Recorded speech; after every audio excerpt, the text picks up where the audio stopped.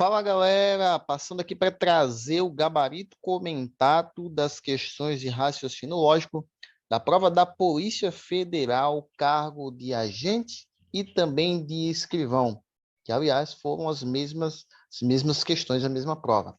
Então, sem delonga nenhuma, vamos aqui direto para as questões 49, 50 e 51. Vamos lá, olha só.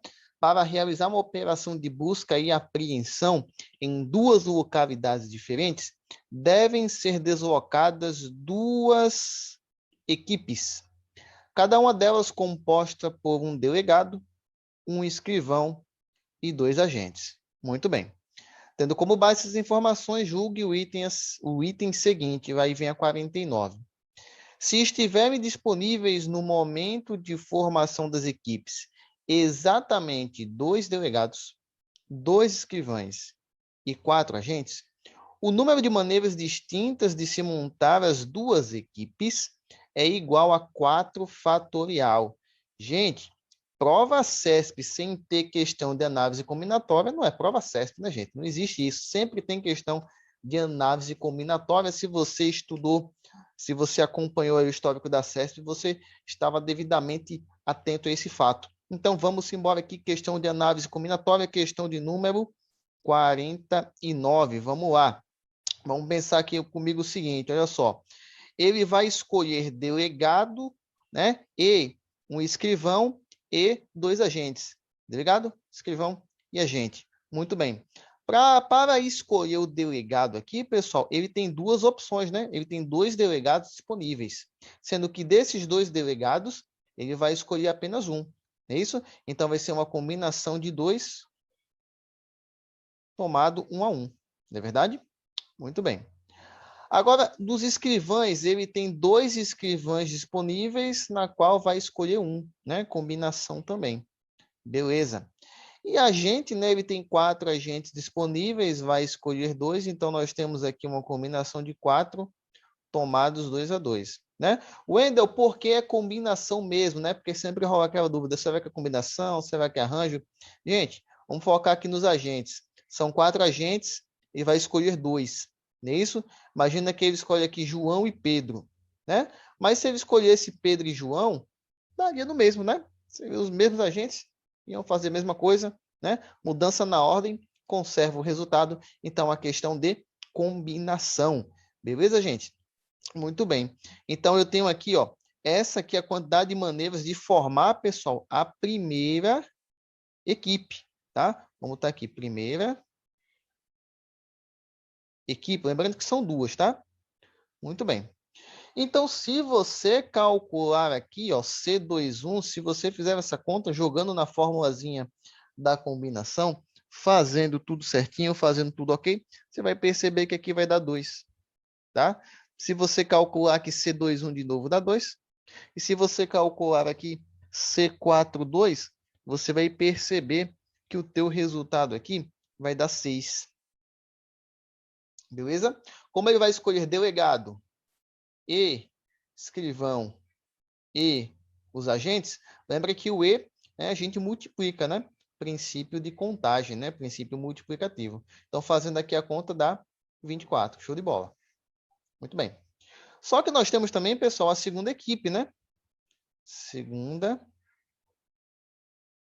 equipe.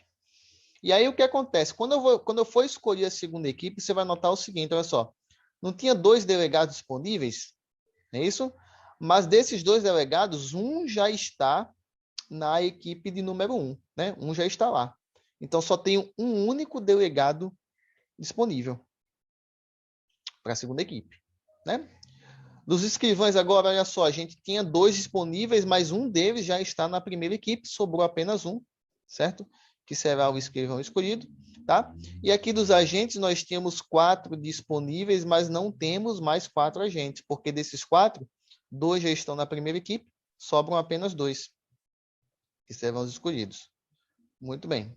Se você calcular aqui C1, isso aqui vai dar 1, aqui vai dar 1. Se você calcular C22, vai perceber que aqui vai dar 1 também, né? Então, a gente vai usar aqui o princípio multiplicativo e aqui vai dar justamente igual a 1. Muito bem. E aí, qual que é o lance aqui, gente? Ele vai montar duas equipes, né? Ele vai montar aqui, ele vai ter a primeira equipe e a segunda equipe. Na primeira equipe, nós temos 24 maneiras de montar, né? De montar essa primeira equipe. A segunda equipe, nós temos apenas uma. E o princípio multiplicativo, a gente multiplica, né? 24 vezes 1 é igual a 24. Show de bola. Ah, Wendel, mas não tem não 24 lá no item. No item tem um 4 fatorial. Muito bem. Só que vamos lembrar, né? O que é 4 fatorial, né, gente? Fazer aqui do lado. O que é 4 fatorial? É 4 vezes 3 vezes 2 vezes 1, que dá justamente 24. Beleza? Então, a questão 49 é uma questão de gabarito certo. Beleza, gente? Uma questão muito parecida com muitas outras que a Banca CESP já cobrou, inclusive em concurso aí de Polícia Federal, em concurso de PRF, concurso de Polícia Militar de alguns estados. Zero surpresa aqui, tá, gente? Prova CESP sempre tem questão de análise combinatória. Inclusive, esse tipo de questão também não é novidade. Já cobrou esse tipo de questão diversas vezes. Beleza? Uma questão aí acessível para quem estudou, para quem se preparou direito. Tipo de questão bem acessível aí para poder estar acertando e ganhando essa pontuação. Muito bem, agora a questão de número 50, olha só. Se estiverem disponíveis no momento de formação das equipes, 3 delegados, 4 escrivães e 6 agentes, o número de maneiras distintas de se montar as duas equipes é superior a 6.500. Muito bem. Vamos aqui verificar a questão de número 50. É o mesmo esquema da questão anterior, tá? Só mudou aqui os valores aqui desse item. Vamos embora, vamos lá. Então, a gente já sabe aqui que vai ser combinação, né, para escolher. E vamos embora. Vamos lá. Olha só, primeira equipe.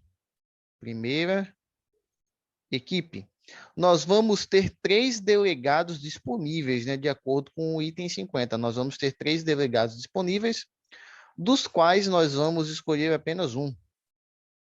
Beleza? Dos escrivães, nós vamos ter aqui 4 disponíveis, dos quais nós também vamos escolher apenas um. E dos agentes, nós teremos 6 disponíveis, dos quais nós iremos escolher apenas 2. Muito bem. E aí, se você calcular, tá, essas combinações, aqui essa primeira combinação vai dar 3. Essa segunda combinação vai dar 4. E se você calculasse essa última combinação aqui, se você estudou direitinho, você sabe muito bem como é que se faz, você vai perceber que vai dar 15. Beleza? Princípio multiplicativo, multiplica aqui, 3 vezes 4 dá 12, e 12 vezes 15, se você fizer a conta, vai perceber que vai dar 180. Ou seja, tem 180 maneiras de montar a primeira equipe. Muito bem. Vamos agora montar a segunda equipe. Vamos colocar aqui segunda equipe.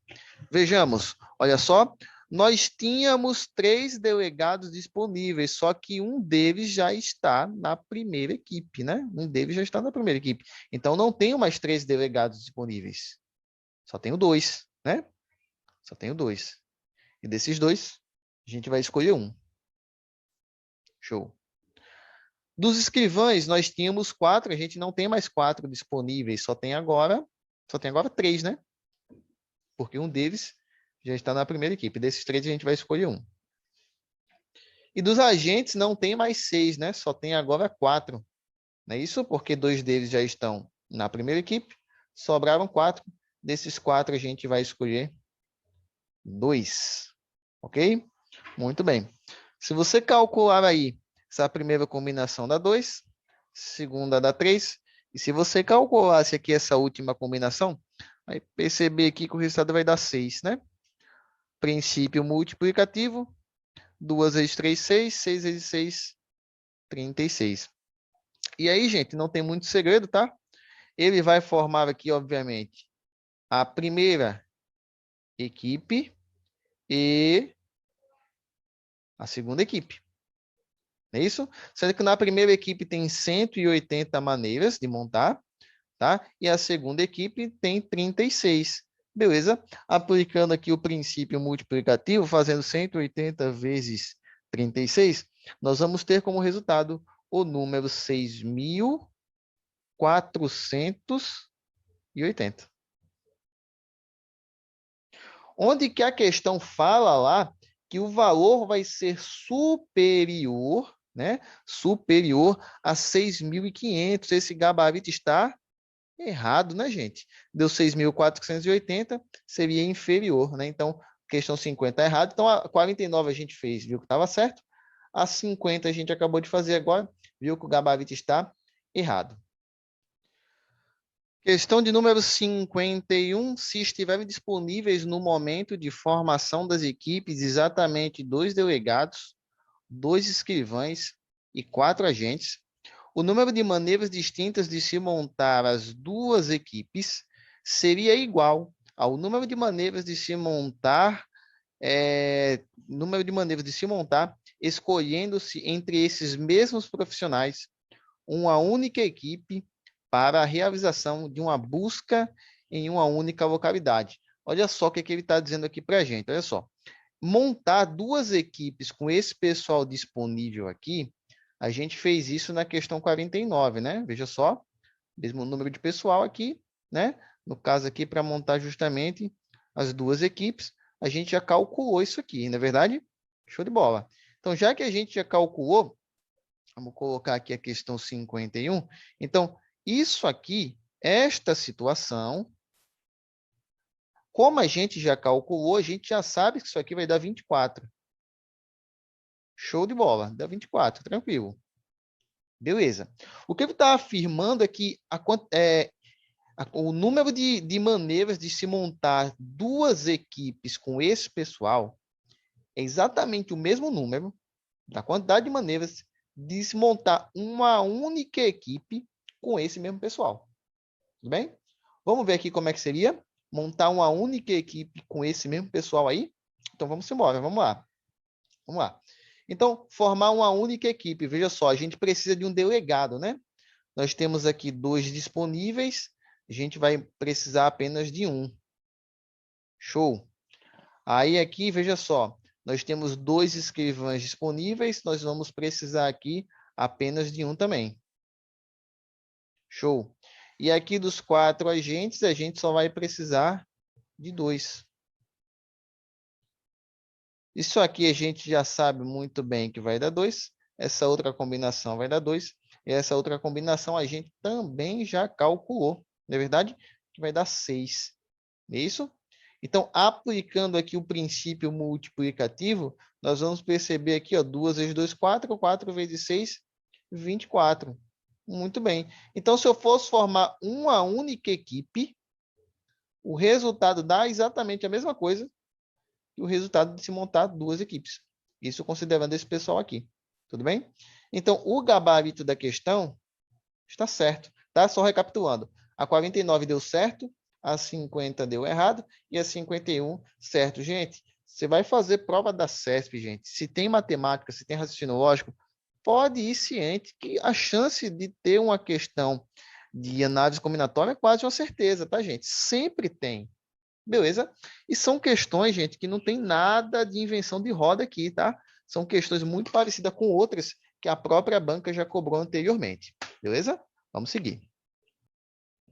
Próximas questões referente a isso aqui, olha só, P1. Se a fiscalização foi deficiente, vírgula, as falhas construtivas não foram corrigidas. Lembrando que tem o então implícito aqui, tá? Mesmo não tendo, o então tá ali, tá? Conectivo-se então.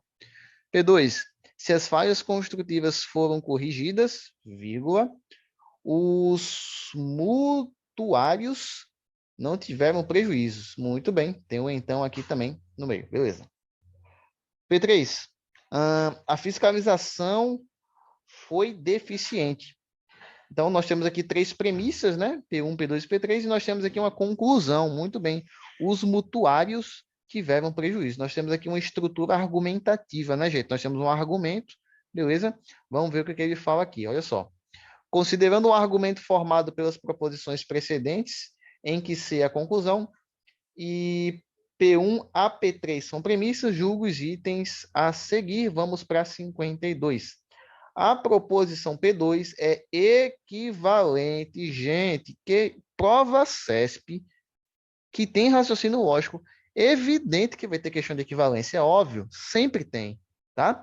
Então, olha só, a proposição P2 é equivalente a se as falhas construtivas não foram corrigidas, vírgula, os mutuários tiveram prejuízo. Vamos lá. Vamos fazer equivalência ali de P2. Não tem segredo nenhum essa questão, tá? É só lembrar da regrinha de equivalência. Vamos botar aqui, ó. Olha aqui. Nós temos aqui P2, né? Vamos reescrever P2? Olha só. Se as falhas construtivas foram corrigidas, então os mutuários não tiveram prejuízo. Eu vou dizer que os mutuários tiveram prejuízo, como eles não tiveram, rola aqui uma negação, tá bom? Então, aí o que acontece? Eu quero fazer aqui a equivalência, lembrando que a equivalência do cientão tem duas maneiras, tá? Tem aí, a primeira delas é usando o próprio cientão, que é justamente o que traz aqui, né? Na questão do número 52. Ele dá equivalência com o cientão. E aí, é aquela que a gente inverte e nega. Na verdade, é contrapositiva, tá? Eu troco a ordem das proposições simples e troco negando, tá? Então, isso aqui, ó, vamos negar, né? Então, ficaria, se os mutuários tiveram, aliás, se os mutuários tiveram prejuízo, certo? Botei na frente negando, tá? Negativo não. Então, vamos agora botar isso aqui atrás negando também, tá certo?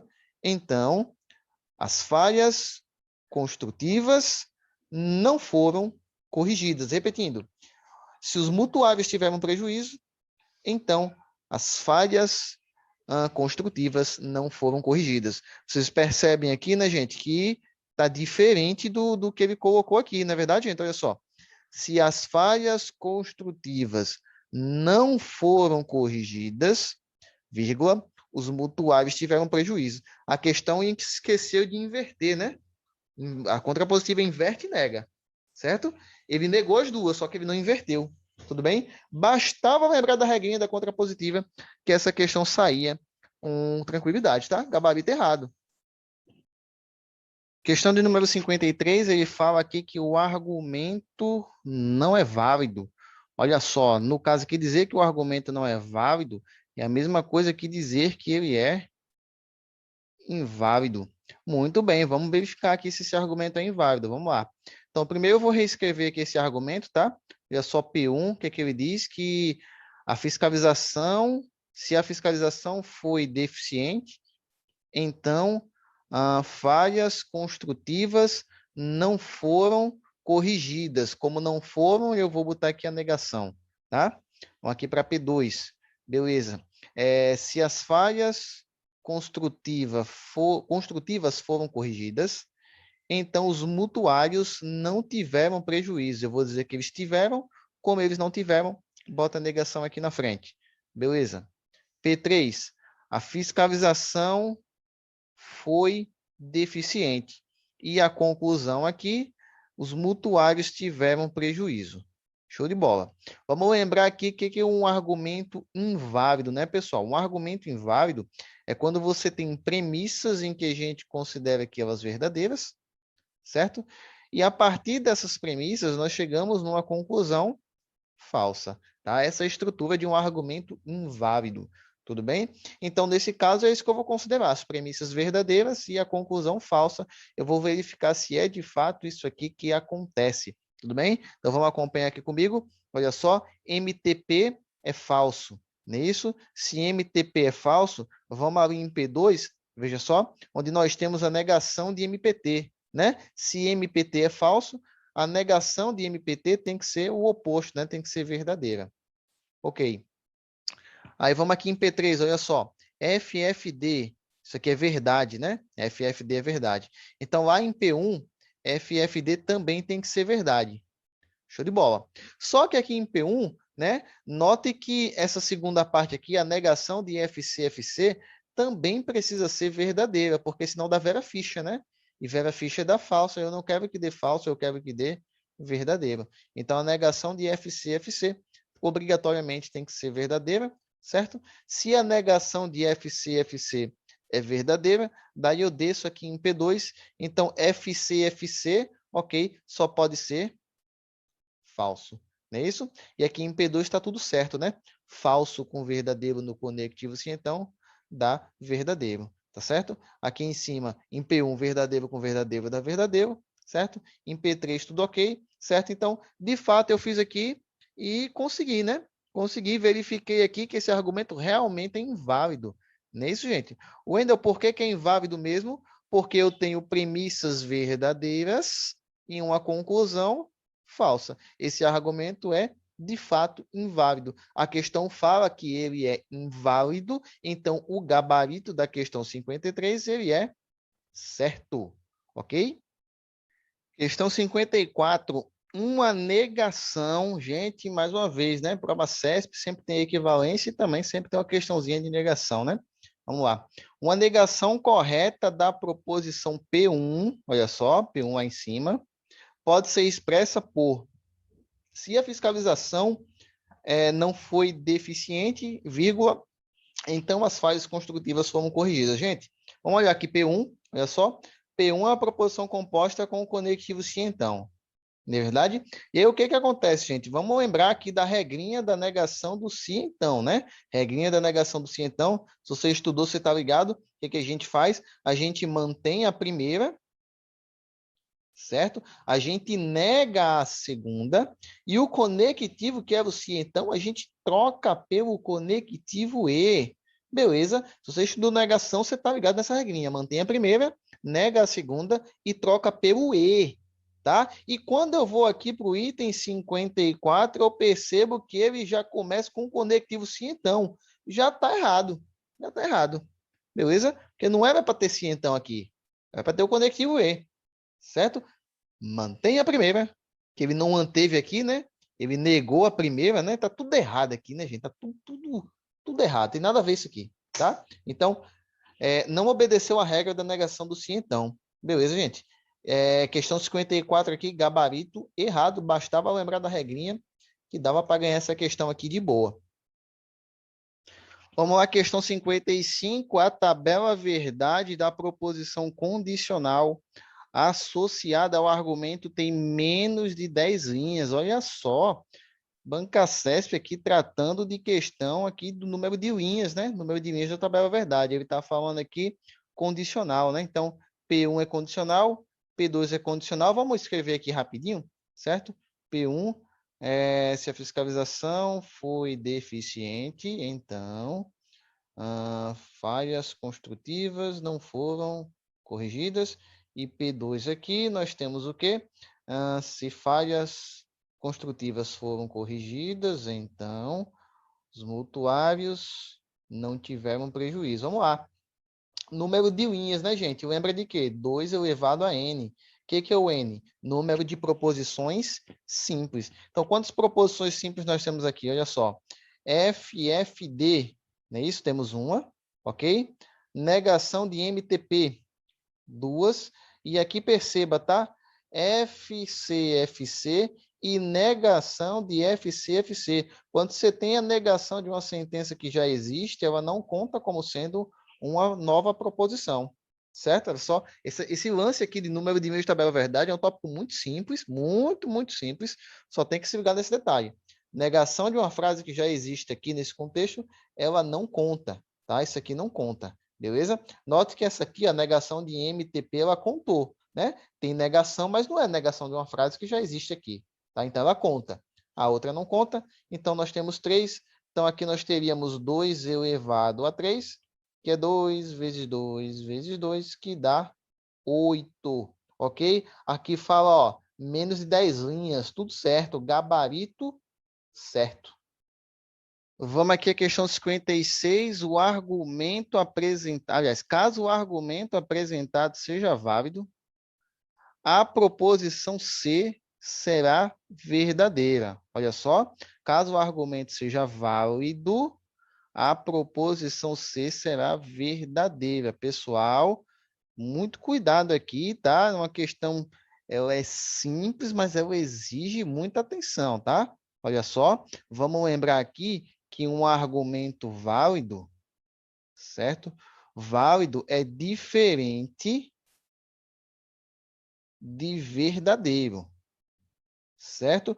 Wendel, o que é um argumento válido? Argumento válido é um argumento bem escrito, é um argumento que faz sentido. A gente não pode se apegar ao valor lógico das frases que compõem o argumento. A gente não pode se apegar à veracidade das informações que estão dentro das premissas, tudo bem? Eu posso ter ali um argumento válido com a conclusão totalmente absurda, né? Isso, assim, o valor lógico que tem na conclusão ali, totalmente absurda.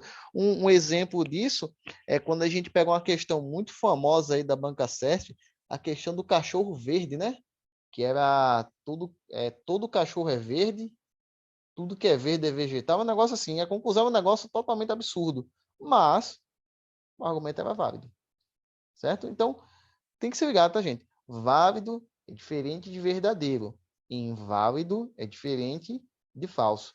Aqui fala, caso o argumento seja válido, a proposição C será verdadeira, não necessariamente, tá? Não necessariamente. Questão 56 aqui tá errado, tá? Questão 57, a proposição P1 é equivalente a não é verdade que... Aí vamos aqui pegar um detalhe, tá, gente? Olha só, Banca CESP não é a primeira vez que ela traz uma frase dessa forma. A questão fala de equivalência, mas quando ele começa com não é verdade que, na verdade a questão está considerando justamente a negação. Tá certo, pessoal? A negação, tá? Ele está dizendo que P1 é equivalente à negação dessa frase aqui, ó.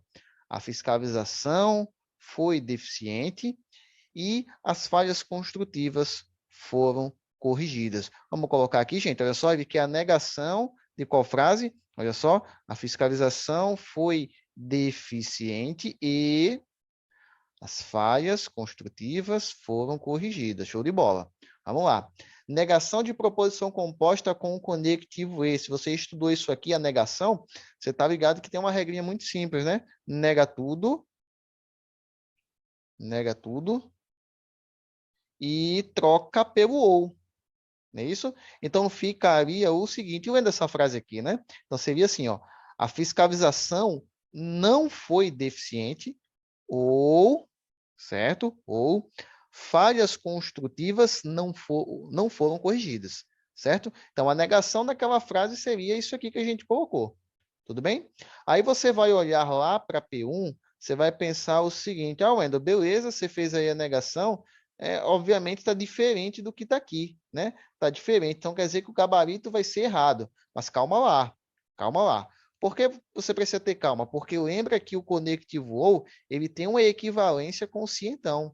Isso através do silogismo disjuntivo, certo, gente? Também não é a primeira vez que Banca CESP traz uma questão como essa, não é a primeira vez de jeito nenhum, certo? Então, vamos pegar isso que a gente acabou de fazer e vamos fazer aqui, ó, o silogismo disjuntivo, tá? O ou faz uma equivalência com o se então. E como é a regrinha, é um macete do Neymar, né? Nega a primeira, mantém a segunda. Olha só, negando a primeira, ficaria assim, ó, FFD, certo? A segunda a gente mantém do jeito que ela está, negação de FC, FC. E o conectivo que era o ou, vira o se então, certo? Vamos rever aqui comigo, olha só. Se a fiscalização foi deficiente, então falhas construtivas não foram corrigidas. Olha só, gente, essa equivalência que a gente fez aqui é justamente o que tem escrito em P1. Olha só, questãozinha capciosa, né? Casquinha de banana para derrubar o candidato, tá? Mas, repito, não é a primeira vez que a Banca CESP traz uma questão dessa forma, tudo bem? Então, a gente fez aqui gabarito da questão 57, certo. Vamos lá agora, questões 58, 59, 60, vamos lá. Considere os seguintes conjuntos. Aqui o conjunto P, composto por todos os policiais federais em efetivo exercício no país. Beleza. P1, policiais federais em efetivo exercício no país e que tem até 1 ano de experiência no exercício do cargo. Até 1 ano, beleza. P2 é a galera que está em exercício, né, no país, só que tem até 2 anos de experiência no exercício do cargo. P3 são os policiais que estão aqui ativos, né, e que têm até 3 anos de experiência no exercício do cargo. E assim sucessivamente. Ou seja, se eu fosse pegar aqui P4, civis policiais federais em efetivo exercício no país e que tem até 4 anos de experiência no exercício do cargo. P5, a mesma coisa, tá? E assim sucessivamente e por aí vai, tá bom? E aí vamos jogar aqui os itens, vamos aqui ver o item 58. O conjunto P, que é esse primeiro conjunto aqui, certo? É igual à união infinita dos conjuntos P1, P2, P3 e assim por diante. Vamos dar uma analisada aqui, gente. Olha só. O conjunto P são todos os policiais federais em efetivo exercício no país, independente dos anos que tem de experiência no exercício do cargo, independente disso. Tudo bem? Então, eu posso dizer para vocês que sim, tá? Que P1, P2, P3, P4, P5, P6, o P que você quiser. O P que você quiser. Por isso que ele botou aqui união, que é a moto passando para atrapalhar, mas enfim. Por isso que ele botou aqui união infinita, tá, gente? Tá? Porque assim sucessivamente, tá? Independente aqui se fosse P1, P2, P3, P4, P5, não importa o P que ele colocasse aqui, tá? Todos esses outros conjuntos estariam dentro do conjunto P, tá? Porque o conjunto P engloba todos os policiais federais em efetivo exercício no país. Então, a questão 58, o gabarito deve estar corretíssimo, certo? E aí já vamos emendar aqui juntamente com a questão 59. Ele fala que P2 é subconjunto de P1. Wendel, como assim subconjunto? Subconjunto é um conjunto que está dentro do outro. Vamos pensar aqui comigo o seguinte, olha só, vamos pensar aqui em P1. O que é o P1? É a galera que tem até 1 ano de experiência, certo? E temos aqui P2. Olha só, é a galera que tem até 2 anos de experiência. Só que aí tu vai pensar comigo o seguinte. Vai lá. Quem está aqui dentro de P1, que é a galera que tem até 1 ano, certo? Quem está aqui dentro de P1, tá? Também está dentro de P2. Wendel, por quê? Repete que eu não entendi. Gente, P1 não é até 1 ano, e P2 não é até 2 anos, vamos imaginar que você tenha, sei lá, vamos imaginar que você tem 8 meses.